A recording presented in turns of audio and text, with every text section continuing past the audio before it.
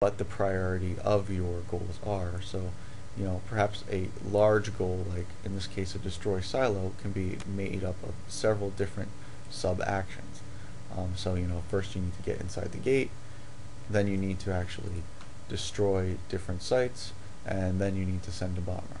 Now in this case, the three actions to destroy the sites are actually simultaneous. You could do them in any order. This presents a challenge in that we have both a sequential action, so we have an order of, the breach gate must happen first and the send bomber must happen last, while at the same time we have a simultaneous action. Rather than orient the goal AI to look at both sequential and simultaneous at the same time, it's better to actually organize this so that we can group the simultaneous actions, all three of them, as their own action. So basically achieve another goal, which would be destroy all three sites.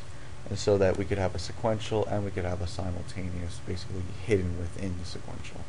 And there's another picture in the slide, the book, that actually demonstrates this better. It's not in the presentation. I apologize for that.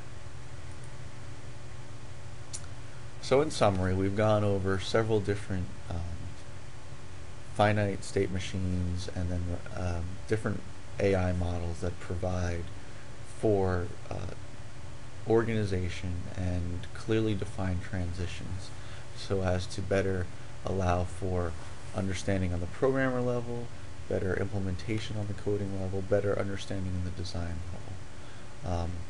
So we talked about finite state machines in general, and then how we would provide for transitions in them, whether using an active state generated transition in which only the current state that the agent is in would generate a transition, versus using multiple states, either a child compete model in which any child could compete for the next active state, and then drilling down further down the hierarchical tree based on which substate we've recognized as the most relevant, until we get to the very bottom of the rung.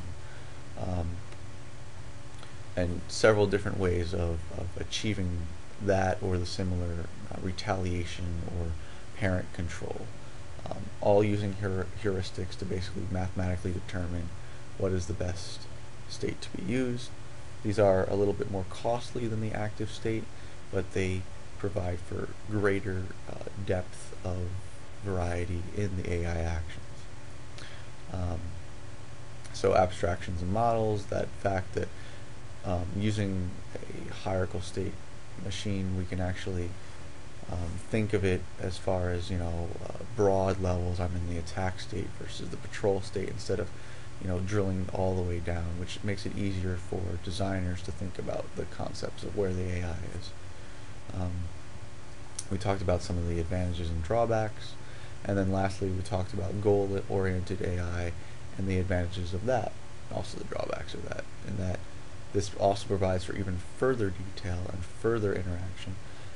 And in general, you'd want to use this when you had a game in which you wanted to provide more than just a simple layer of actions. You wanted to have multiple actions occurring at the same time. You wanted to achieve goals, more than just one layer of goals. You wanted to actually have multiple goals at once, so long as they didn't compete with each other.